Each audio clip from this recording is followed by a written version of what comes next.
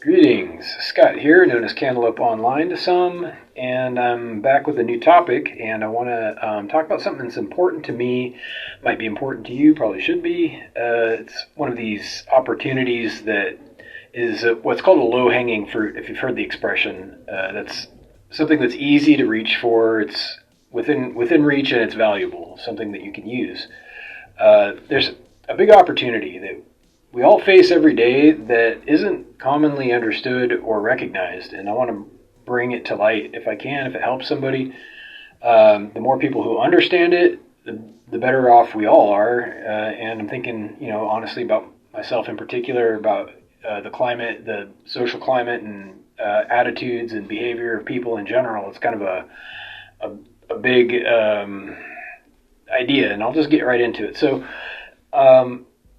you've heard of common misconceptions, things that go around that may not be entirely accurate or true, but which people repeat because they've heard it and because perhaps it's not a simple matter or something that's easily disproven, etc. So, for example, there's a big one, and it's kind of at the heart of every one of our systems that we use, our civic systems, our business systems, and even in our families. And that is the problems of mistaking groups for being actual, real things. And I'm going to explain what that means. So everybody knows what groups are. And groups it's a kind of a big nebulous idea, but if you think about a group, it's not a real thing. It's a simplification. It's a kind of a tool to help people understand associations or affiliations,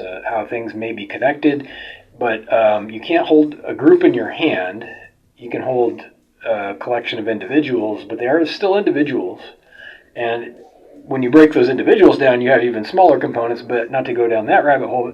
Groups are useful and they're very necessary, but they're poorly understood, and this is the big opportunity. So there's a number of problems, big, huge problems that affect everybody, every single one of us, that derive directly from people mistaking groups for being real things. And for example, again, when you join a group as a person, as if you become a member or an employee of a group, you take on an agreement, a certain affiliation, and perhaps you begin to represent the group, and you have responsibilities within the group.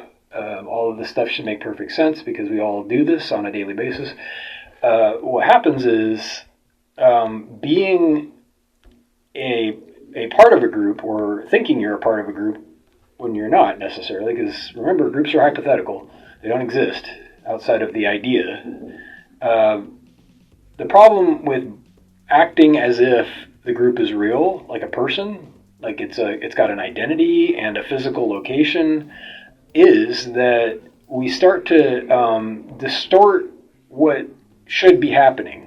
For example, like let's say I call up a customer service agent who is arguably a member of their employer as a group, and they're going to act on behalf of the group, so they think. They're going to want to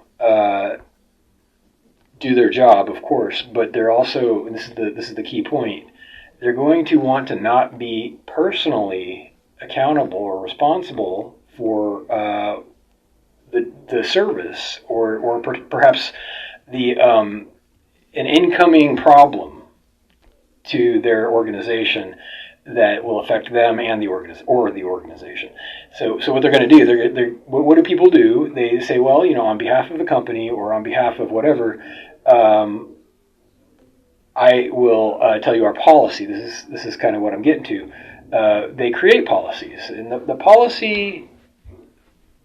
You've heard many words to describe this feature of groups, and that is, rules, laws, policies, regulations, legislation. We've got a whole constellation, a whole universe of things that are from the group and affiliation with the group, and which assumes an agreement to be part of the group when groups aren't even real. Okay, I just want to get back to now I'm going to prove this in just a second. So here's the problem. And there's a clue. If you know how to look for clues, a clue is, in this context, the way I'm using the word, the right, correct way to do something as a person or as a member of a society, whatever, it's another group. The clue in this case is that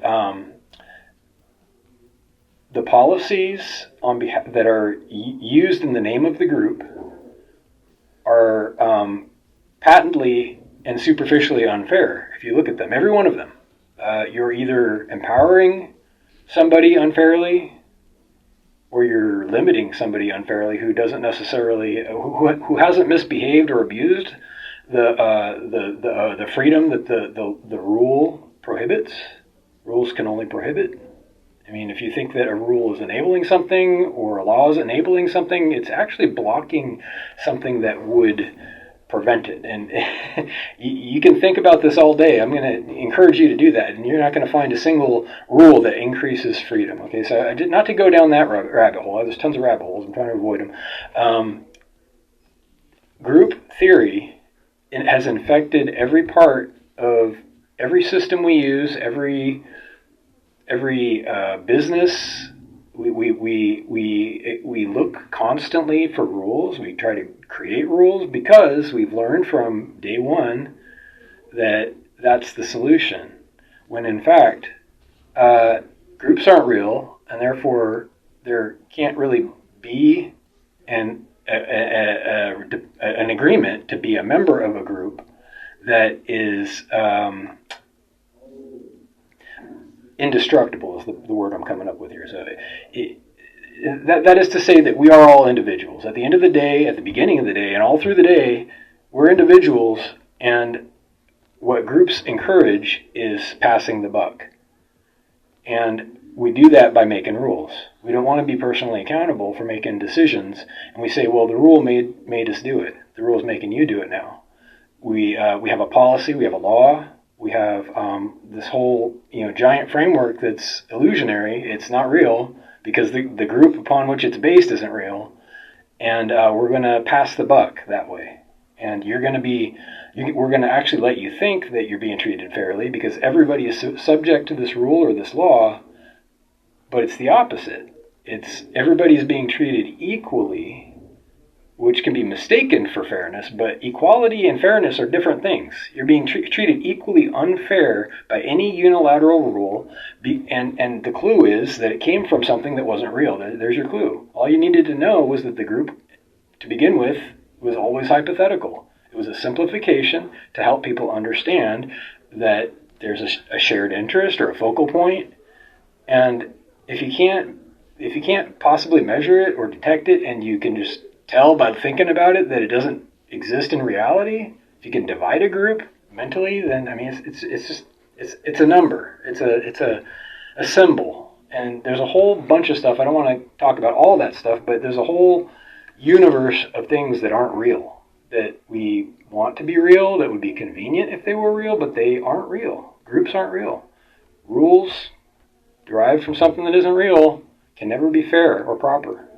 So what does that leave us with? Now here's the opportunity. The opportunity is for people to begin thinking about things in terms of personal, accountability. You have yourself, and if you're agreeing properly to be part of a group, okay, I accept that, but I'm still dealing with an individual. You call up a company, you call up anybody, you're talking to an individual person.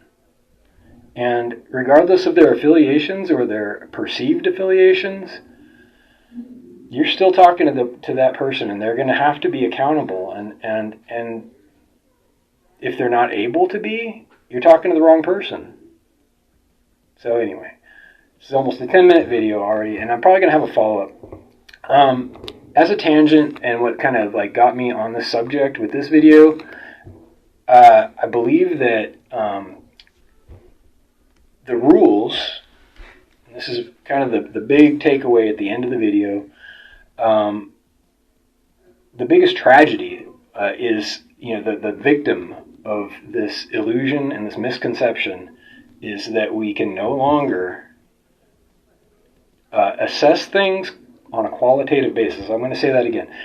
We as people, as businesses, as whatever, we have lost the ability to measure things qualitatively, and that means we have no sense anymore of what's good or bad.